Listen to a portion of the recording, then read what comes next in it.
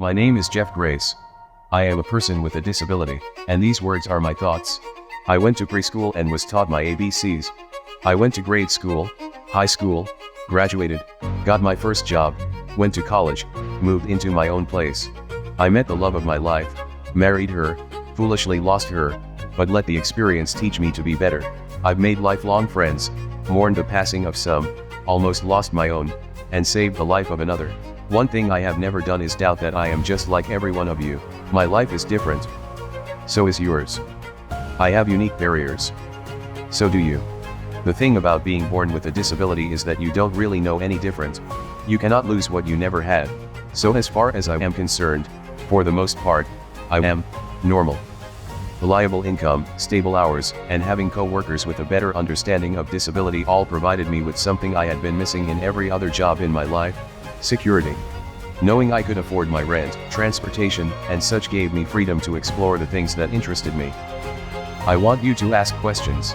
You are necessary for us to have even a snowball's chance of gaining those things you take for granted. A job, a home of our own. My disability doesn't make me less human. You gotta show up to change things. You gotta show up to make a difference. Today we have Jeff Grace. Hi. You ready, Jeff? Yeah. So, Jeff, I have a few questions that I'm going to ask you.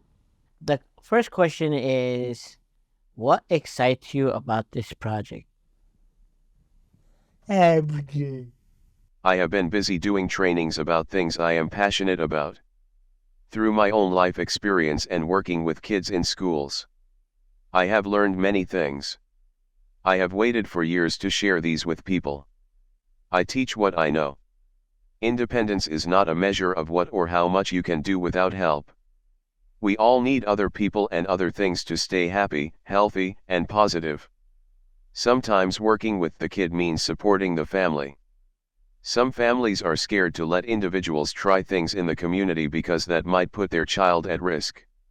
Some families don't know how to ask for what they need, or that is even okay to ask. They don't understand the difference between adults and children's services and how to connect to adult services after school. They don't trust the system. I have spent years learning these things and understanding what it takes to make a difference. And learning that sometimes, no matter how hard you try, a difference just can't be made. But that is not exactly true, because I have also learned that not seeing a difference is not the same as not making a difference. How did you handle the commute to work after moving to Olympia? I live 65 miles from work. My previous role and this current role are unique to Region 2, so there was no real option of transferring to Oli after the move. Also, everything that I love about my job is in Seattle: the relationships, some of which I have spent my entire life building, the networks I have built, it all exists only in Seattle. I could start again in Oli, but I could never replace what I would lose. So, it was never a question of whether, only a question of how. This is how: getting up at 4 a.m., getting on TB first bus at 5:30, 2 transfers, and on a good day, 2 to 3 hours later, I'm at work. But I didn't feel so bad about that. At least I didn't have to commute from Shoreline. My buddy Joe lives in Shoreline and he doesn't get in until 10 a.m. sometimes. And he teleworks. How did the pandemic affect your life? That is a hard one to answer because the pandemic took stuff from me that was important to me: a lot of my independence, much of my ability to speak, my energy. But it also created an opportunity for me to do something I had been waiting and preparing for my whole life: this. You know, I feel like one of the reasons folks with disabilities have such a tough time being recognized as active, contributing members of their communities is because folks without disabilities don't really know what it means themselves to be active, contributing members of their communities. I think it is just something that they take for granted. But for me, being a part of something where the work I have done my whole life is recognized as being valuable, and continues to make a difference in the lives of others, well, if it's an either or between this feeling or getting back what I lost, I could not answer that question right now. Okay. What do you want people to understand about you? I am just like anyone else. You don't have to feel uncomfortable around me and worry about what you say or that you won't understand me. Hang with me if you have the time. 'Cause, just like you, I'm a little different. And the more you get to know me, the less different those differences seem. My only rule is don't pretend to understand me. I can handle not being understood. I have a low tolerance for people who only pretend to care about others. Thank you, Jeff. So I hear that you have some questions for me. How does it feel now for you to be considered as a consultant, trainer, and a leader in the disability community? Well, Jeff, I gotta be honest with you. I don't consider myself a leader in the disability community. I consider myself as an advocate, as a person who continues to fight for people like me and yourself.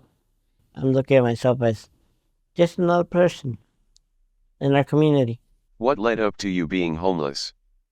Oh, Jeff, that's an interesting story. Yeah. Have you ever been part of a protest? Ah. Well, I was a part of a protest, and my mom felt upset because I got arrested. So they kicked me out of my house. But I'm glad that they did because it taught me to be independent.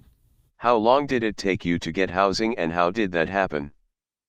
It took me years to find the housing I have now. You know, people think that things happen right away, Jeff. And the reality is that no, things don't happen right away. That happened to you too? Yeah. Yeah.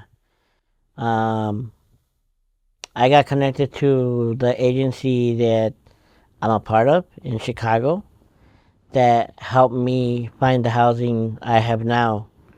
I love it. I have one final question. When did you go from being an annoying White Sox fan to an annoying Mariners fan? Jeff, you ain't got no proof. Show me the proof. Chuy becomes a Mariner fan, part 1. Come on, Mariners!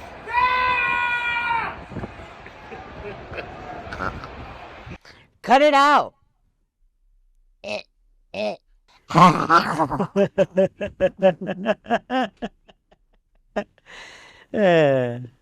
By the way, Jeff, I really appreciate you, man. Thanks for watching this video. Click like, share, and subscribe to show your support, and visit gowise.org to find a library of trainings and other self-advocate-led content in the WISE Learning Center.